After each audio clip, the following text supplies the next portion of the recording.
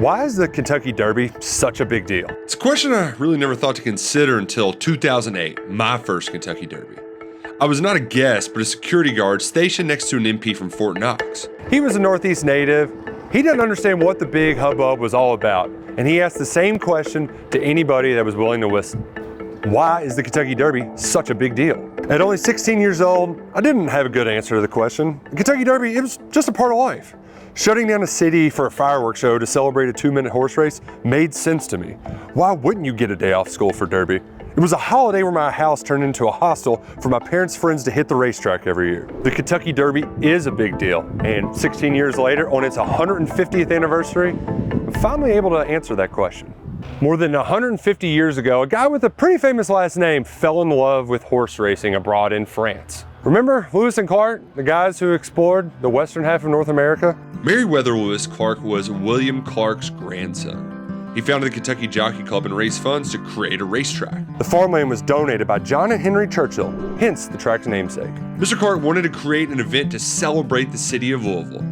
To make the Kentucky Derby a big deal, he needed help from the press. The very first Kentucky Derby in 1875, when it was created, the intention was to make it a big deal. They wanted it to be a big deal. And that first one was a big deal. We had about 10,000 spectators here. Within 20 years, the shine started wearing off the event, with smaller fields and crowds for the Kentucky Derby. The longest continuously held sporting event in North America almost ceased to exist until Matt Winn entered the picture in 1902. Colonel Winn attended every Kentucky Derby, starting with the first, and knew the key to its future success was cultivating relationships with the East Coast media. He wanted the Derby to be important, so he would court the East Coast media and try to get them to write about it. You know, it's the epicenter of racing at the time, so he's really looking at the folks in the East Coast, breeders and trainers and owners as well, having your horses come to the Derby and be part of the Derby. So he recognized that participation was important from the standpoint of the Derby. But he also wanted to raise the profile of Churchill Downs as well, even when there wasn't racing. Churchill Downs became an essential part of the community under Colonel Winn's leadership. The next step was making it the most important race in the country. That turning point happened when Regret became the first filly to win the race back in 1915. But in addition to her winning it and doing it in a pretty front-running fashion, her owner and breeder was Harry Payne Whitney, prominent East Coast breeder. So when he brings her here and wins, he gives some catnip to the press right afterwards, where basically, again, paraphrasing, where he kind of says, she has won the best race in America, and I am satisfied. Under Matt Winn, the Kentucky Derby transformed from just another race into a spectacle.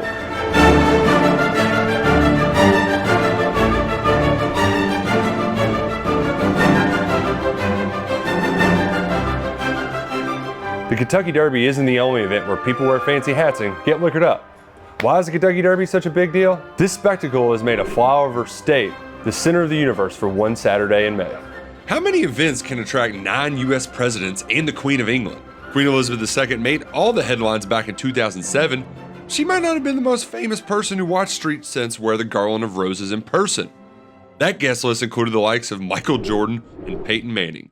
Over the years, Churchill Downs has hosted Muhammad Ali, Kareem Abdul-Jabbar, Chris Rock, OJ, the Kardashians, Hugh Hefner, and an assortment of Playmate girlfriends. Tom Brady is a frequent flyer, and in 2014, his Patriots teammate Wes Walker celebrated a win by throwing cash at the crowd, creating headlines across the country. Only this horse race could bring the most famous people in the world to the city of Louisville. It's impossible to understand the thrill of experiencing the Kentucky Derby until you actually do. You can fall asleep watching the races on TVG. Where you really understand the thrill of the race is being right here. I hate to fall back on the cliche, but I find myself doing it so often when people ask me that question, why is Derby so special?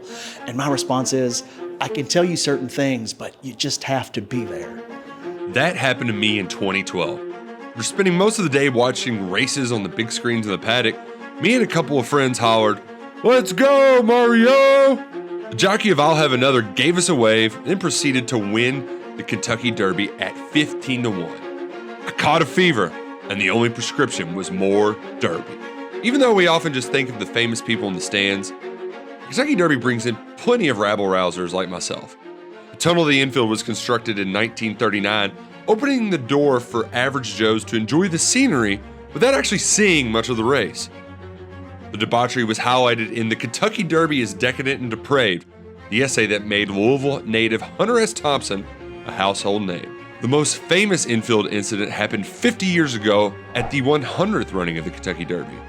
Word on the street spread fast to meet at the flagpole in the infield. The New York Times reports the first streakers reached the flagpole by 1 p.m., a moment still celebrated by locals 50 years later. The Kentucky Derby provides thrills for the elite and the common man.